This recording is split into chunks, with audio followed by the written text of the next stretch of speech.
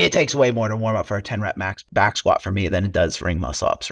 It might be some thermogenic. I'm going to, all right, rotate some shoulders, do a couple reps. And then it's like, all right, let's see what we got today. Versus a back squat is like, okay, I got to open up the hips, got to make sure my glutes are firing. Just because personally, I'm way better at the body weight stuff than I am moving a barbell. There becomes a point where the volume gets high enough where you just have to be conservative in terms of like how much volume you're doing in your warm-up, just because you have to survive the workout. It's like, okay, if you have 180 GHDs in your quarterfinals workout, how many GHDs are you going to do in your warm-up? Like 5, 8, 10? And it's like, okay, we better go because I'm already doing 180 and I don't want to do any more. To me, at least, I think it changes your warm-up and your approach a little bit just based on like how much is there. Another thing to consider too is the complexity of the movement. So something like ring muscle ups for me, and that's something individual too, that you kind of have to know. If someone has really good ankle mobility, then for something like a pistol squat max test, the warm up won't be as long versus someone who has a little bit of a restriction there and kind of takes a little bit more to warm up in that. They're going to take a little bit more time because you're going to have those prescribed mobility exercises beforehand.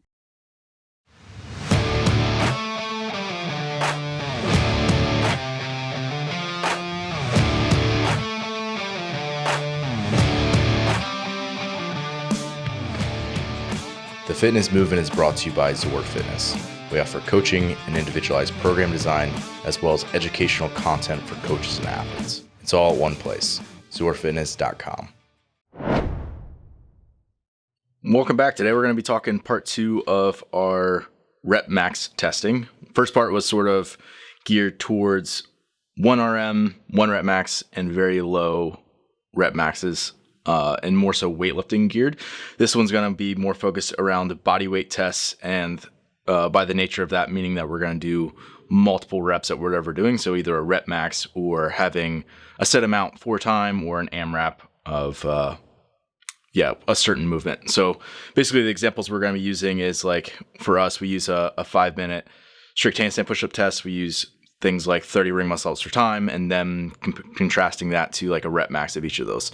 So again, we're going to be kind of tying this back to our previous conversation just because we're going to be looking at how our warm-ups and execution of these things differ from rep maxes in weightlifting. So first of all, Day, how would you think about warming up differently for a gymnastics-based test where you're going to be probably doing like at least, let's call it 15 plus reps of something versus like a 1 rep max in weightlifting or like a low rep max?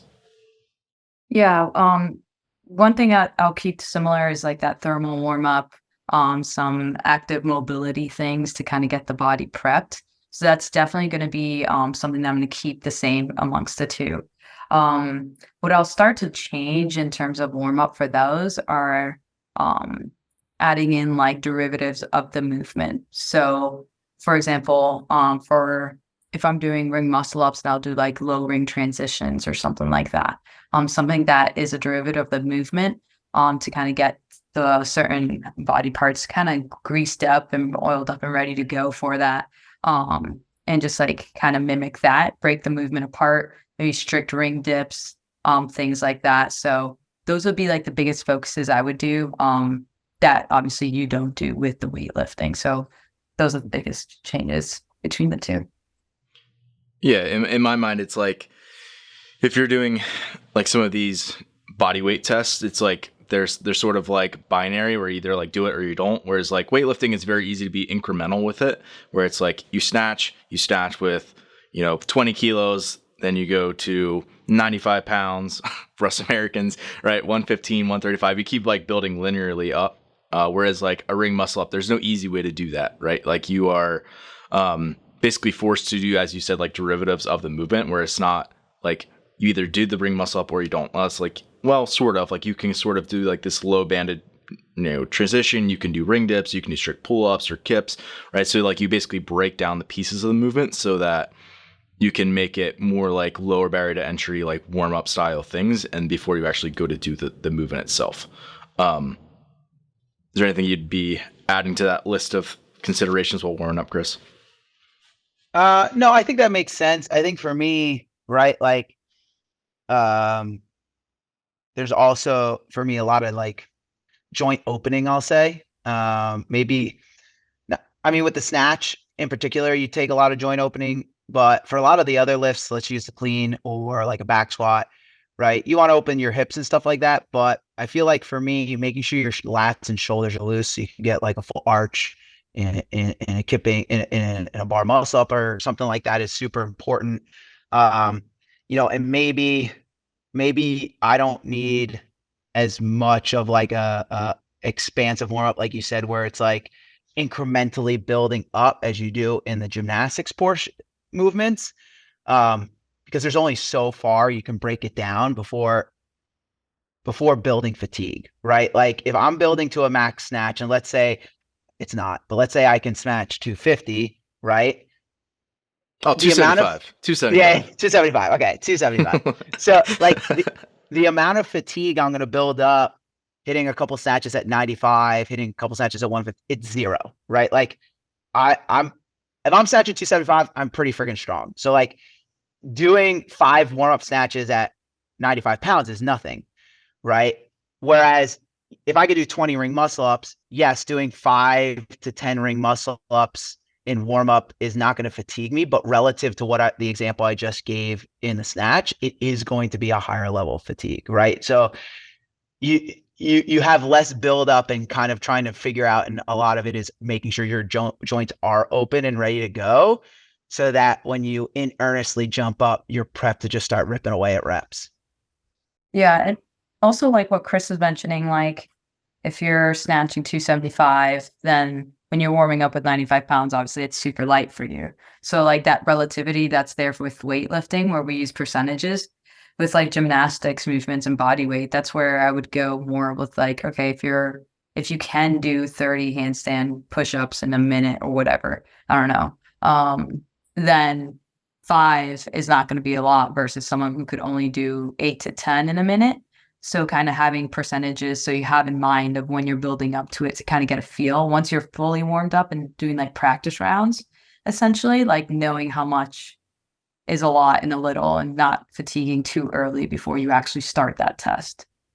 Yeah, that's a great point, because it's like, let's use your example, day of like strict handstand push-ups, right? No matter how strong you are, you can find a percentage of your lift and warm up at that, right? And so it's like, whether you are snatching 100 pounds or 300 pounds, 30% is 30%. And it's like, that's not hard. Versus if I have a max strict handstand push-up set of 5, doing 1 to 2 reps, like for 3-4 sets, that could induce some fatigue because your max set's only 5, right? And so it's like, I might have to choose, okay, instead of strict handstand push-ups, like I got to do some dumbbell presses, and then maybe I do 2 singles of a strict handstand push-up to feel the movement, and then I got to hit it, right? Versus someone who can rip out 30 unbroken, then it's like, okay, I can find true quote unquote percentage sets off of that to a certain degree. But you're right. If you have a lower max rep range, it does not correlate well at all to like a weightlifting, because you can always find a percentage no matter what weight you're lifting. Yeah. And that's just the case with CrossFit as a whole, is like people who are just tolerant and just better at the movements, so they can do more of them unbroken. Like for like that, especially that body weight stuff, it's like, they can just be better prepared for the test, not only from like the perspective of they can do it better when they're actually in the test, which is obvious, but then they can also warm up effectively for it because they can actually just do the movement because it's not challenging for them to do it. Like if we've got somebody who can strict press crazy weight, like we were just talking about Sam, strict press in 235, it's like if you can do that, then you could just do a bunch of strict handstand push-ups to get warm for handstand push-ups, and that's like the best warm-up you can do. Whereas like if you're the person with the rep max of 5, yeah, I mean, you could do it, but it's like you can only do a few singles, and then you got to actually go into the thing. So it's like you're just not going to be as primed to do the actual movement itself. And again, you can do stuff that is going to help drive blood flow and like build that pattern and like grease it, like Day said, before you actually go into it. But there's still nothing like actually doing the movement itself. But there's no good way of doing that unless you've just gotten to the point where you're that good at those movements that you can just do them. Mm-hmm. So for each of you guys, I'm curious for both of you, would the amount or the intensity of any sort of like cyclical warm up or like primer for like metabolic work be different for like a 3RM back squat versus like 100 chest bar for time or something? Yeah, I think in general, right? Let's just talk in generalities for a second. I think in general, if you were to look at training, right, and look at it firstly from a metabolic standpoint, the amount of warm up I need increases with the level of intensity, right? So Fran, right, 2159 thrusters and pull-ups. If I'm truly going to prime myself for that workout, for some people that workout is sub 2 minutes, believe it or not, right? For other people who are pretty good at CrossFit, you're looking at like 2 to 2:30, maybe a shade higher. That's really fast. And if anyone's done that workout before, like it hurts so bad that in order for you to truly be primed to hit that intensity, you actually have to warm up longer in order to do that versus a 60-minute, 60% cyclical workout. Like depending on the movements in that, you might have to warm up actually 0 minutes going into that workout, right? And I think preferably. yeah, right. And I think general rule of thumb that also applies to lifting. Not that you'd have to warm up 0, but the warm up for a 1 rep max is much longer, in my opinion, than the warm up for a 10 rep max, right? Because the intensity there is lower. So I don't have to prime my CNS as much. It's way more muscular there. And your central nervous system takes longer to warm up for most people. Might vary based on age, but those old folks, they got joint issues. But generally, the higher CNS demand, the longer it takes to warm up. With gymnastics, it's slightly different because even a rep max isn't like a super central nervous system demanding thing. If you can do the movement fairly efficiently, it's not like you come out of a rep max like foggy headed, right? Like, and I say that like, I think we've all done a rep max day and you like later in the day, you're like, I could use a nap. It's like, that's a central nervous dump. And so when you do a rep max in a gymnastics workout, you don't get that. It's really it's mostly muscular, right? Assuming your movement patterns are efficient. And so there is some slight difference there, but I will say that I do think, at least for me, like if I'm doing a rep max and ring muscle ups, my warm up might take longer than if I'm doing, call it 30 for time and I have to do 5, sets of 5 every single time, right? Like you can get warm and feel good. And for me, let's say 5 reps is 1/3 of my max set. It's relative to what we were just talking about, right? Like I don't have to warm up as long for that workout than I would the max set. Yeah. All right, I'll come back to that. Day, you want to take a stab at that? Yeah. So again, like piggying off of what like Chris was saying with, intensity and all that stuff. I do think that's something to consider in the warm up is if you're going for a 1 rep or whatever, something that requires a lot of CNS, longer warm ups. But another thing to consider too is the complexity of the movement. So something like ring muscle ups for sure. Like for me, that and like pistol squats for me, just because like my ankles and knees just are cranky and take a little bit of time. So, and that's something individual too, that you kind of have to know. If someone has really good ankle mobility, then for something like a pistol squat max test, the warm up won't be as long versus someone who has a little bit of a restriction there and kind of takes a little bit more to warm up in that. They're going to take a little bit more time because you're going to have those prescribed mobility exercises beforehand. And I know ring muscle ups is definitely one of those where, like a lot of people have a hard time with especially at the turnover, that kind of stretched out position that you feel in your pecs and like delts. So that's definitely something that will require a little bit more warm up. And another thing too, like what Chris was mentioning, is like it's not intense in terms of the demands of how much load it is, but more of like the muscular endurance demands too. So kind of getting a feel for that in the warm up, like how much demand is this on my body? I have to do a 5-minute AMRAP of handstand push-ups and kind of calculate in your warm-up somehow how much, like get that estimate and how much demand that's going to be on that upper body. Because I think with those gymnastics and body weights, that's the main thing. You'll feel it in some centralized part of your body, especially like I think on one podcast we talked about, or was it one of the name games about like the rope climbs, right? It's like, it's not that you can't do it anymore.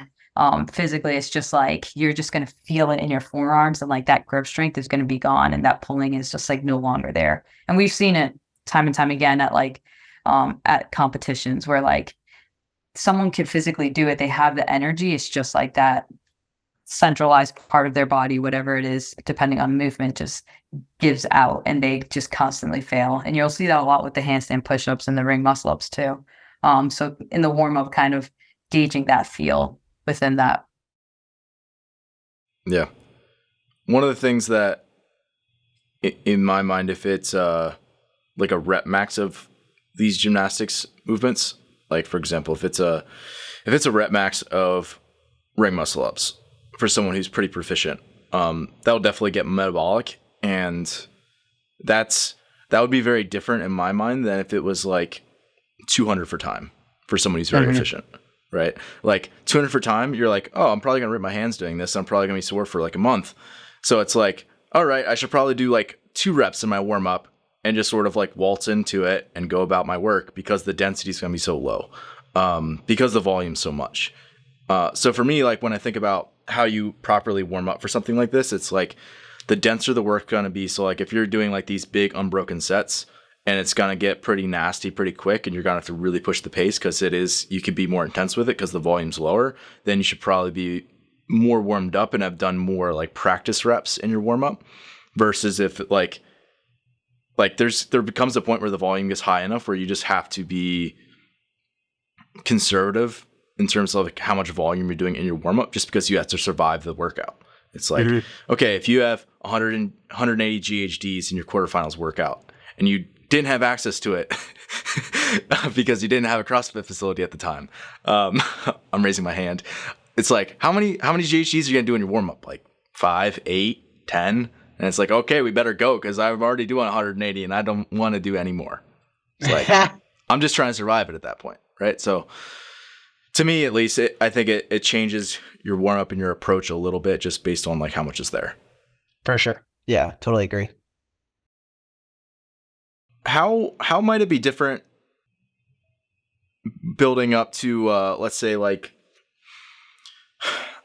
again, let's just say it's like, okay, you're gonna do your rep max of ring muscle ups is 10, and you're gonna do a rep max, or like you're building to a 10 rep max back squat.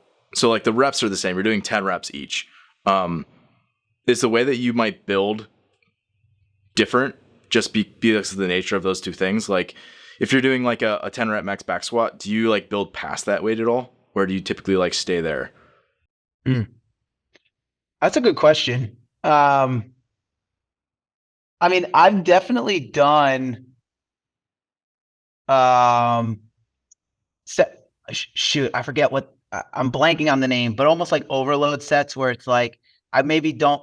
So like for a back squat, for an example, and let me just change the rep scheme for a second. Like build to heavy and then back off sets almost, or something. Yeah, except I won't do the rep, right? So it's like if I have a 5 rep max or a 3 rep max, like I might, and let's say I'm making up numbers, but let's say I think I'm going to hit 300.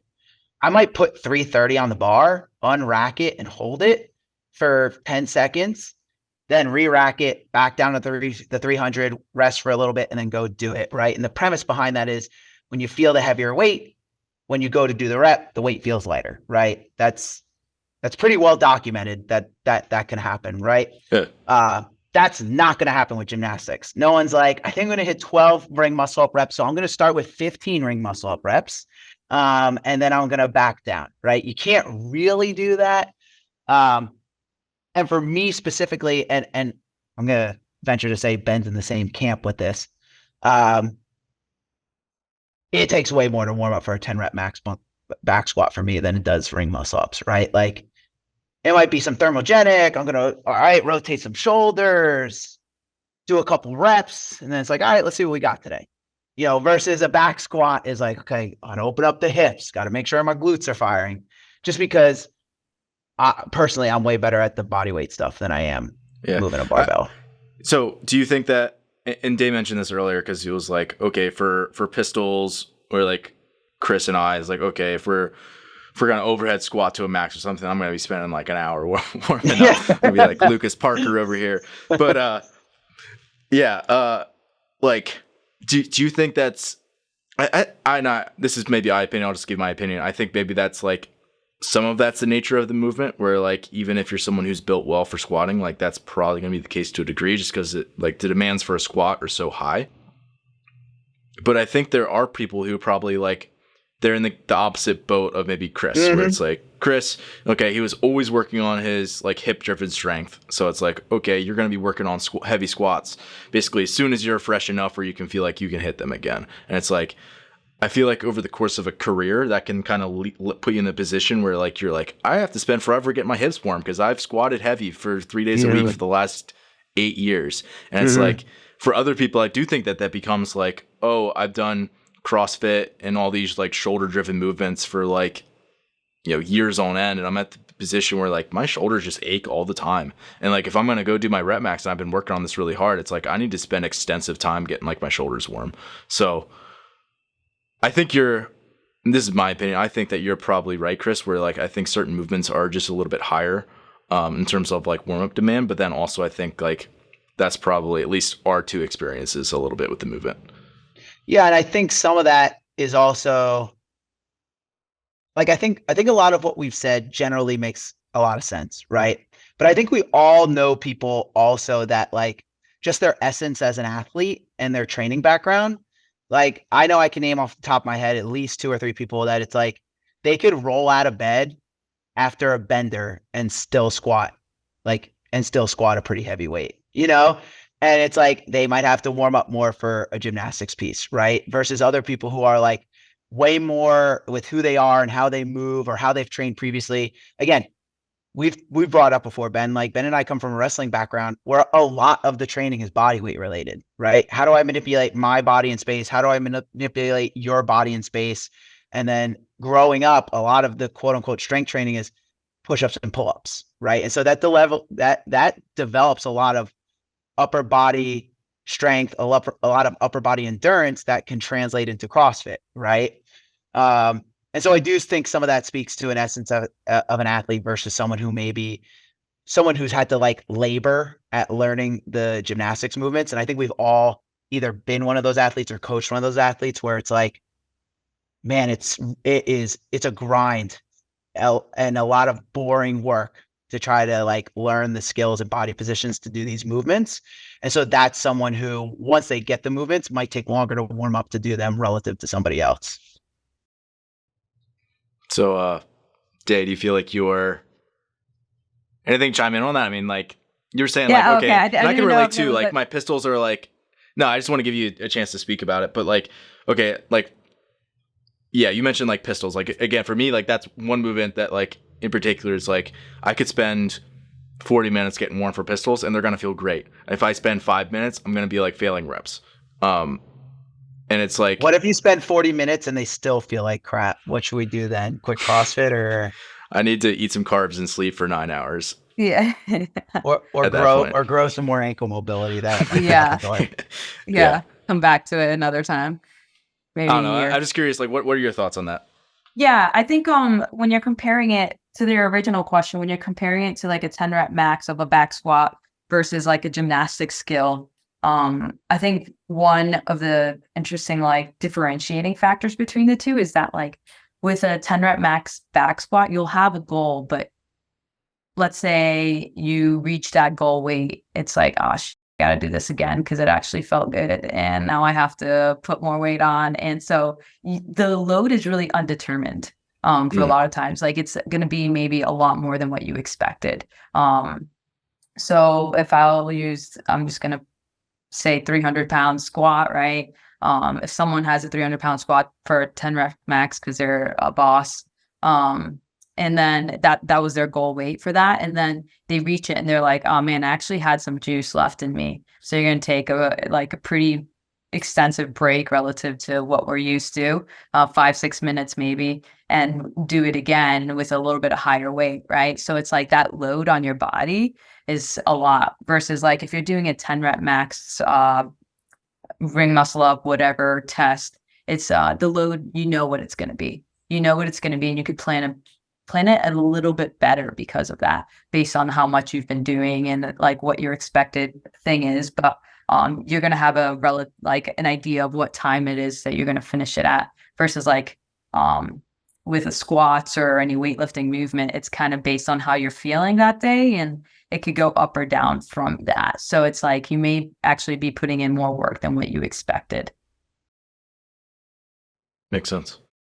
Yeah. And I also think, based off of what you said, Day, it kind of speaks to like, I think you can definitely have more variance as well in your weightlifting rep maxes based on how you feel versus your gymnastic rep maxes, right? Like, I haven't coached an athlete that had like a 10 plus ring muscle up max set. That's like, all right, we went into this cycle with 10, and what the heck? You just did 20?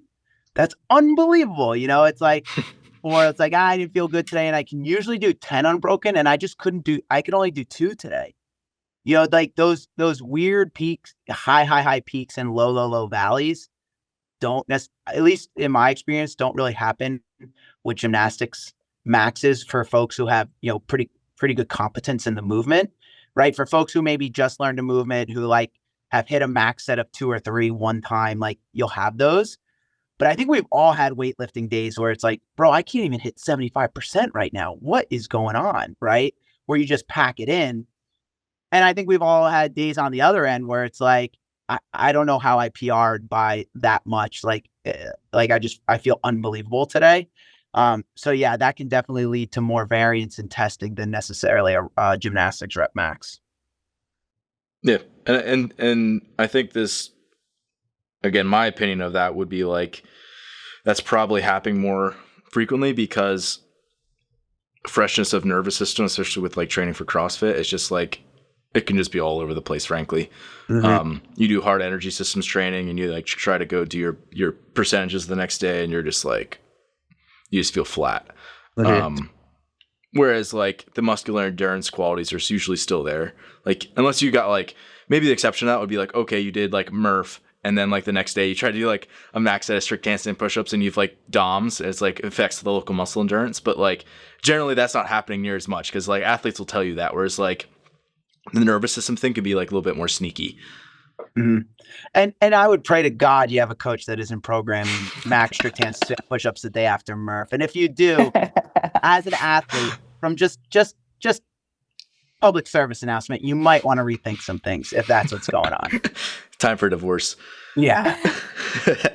One more thing that I thought of, and we'll probably wrap this up here, but is like, okay, if we would take this to like the cyclical side of things, okay, let's say we have somebody doing a time trial. They're doing a 5K time trial run.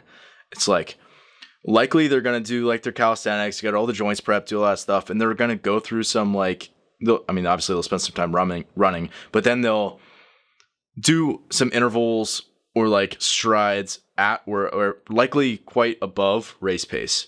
And that's something like that I was sort of alluding to with Chris before, is like, okay, if you're going to do like, you know, AMRAP deadlifts at 315, would you build to like 365 for a few singles first? Like maybe.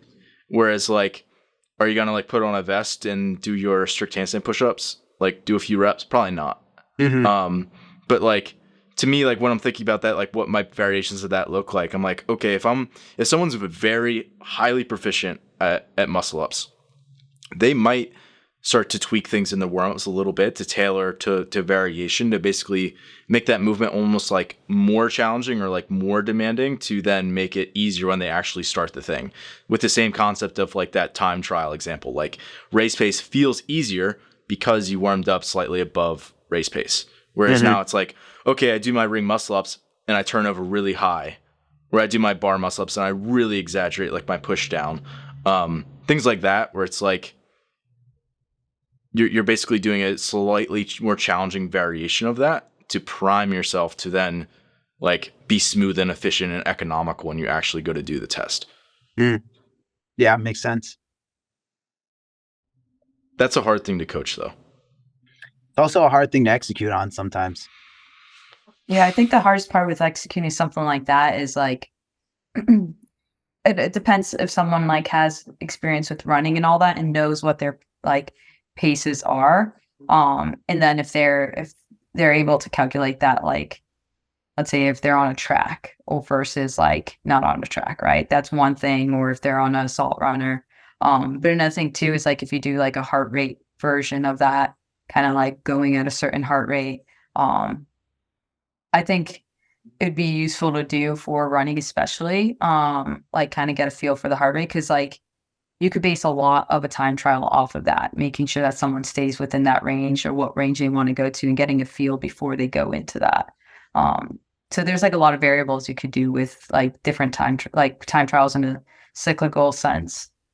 Yeah. Yeah, obviously, like there's a lot of nuances depending on how advanced or beginner the person is, but I think when you have a person in front of you, that makes things a lot easier in general. Like it's much easier to figure out like, okay, this person's a beginner and I'm giving them, this, or relatively beginner, they have like 2 strict handstand push-ups in a set. It's like, okay, we're going to do the 5-minute test of strict handstand push-ups to set a baseline. And you're going to do like 1 to get warm. And then you're just going to do the 5 minutes to see how it goes. Versus like the person's like retesting this like 5 years down the road and they're an advanced athlete. It's just like your understanding of them as a coach, their understanding of the task based on like just their experience of going through all kinds of work. Like it just shifts over time and it becomes much more straightforward in how they're going to attack it. Whereas like if you're just starting with that blank canvas that you're like always starting with is like, a podcast like this is tough to like say like, be very specific about things. But in my experience, it's always easier when you got somebody in front of you. Yeah, for sure. That being said, if you guys have questions, we're here. So what we do is we help people. So Day, Chris, Ben at zorfitness.com. That's each of our emails. Reach out to us if you got questions. Till next time. Till next time. Bye, guys. Thanks for listening today. If you're someone who just started listening to the show, I would encourage you to subscribe so you can stay up to date. If you're someone who's been listening for a while, I would encourage you to rate and review the show. And lastly, the best thing that you can do to support our work is also the best thing that you can do for your performance. And that is by hiring one of our coaches. Until next time, stay the course.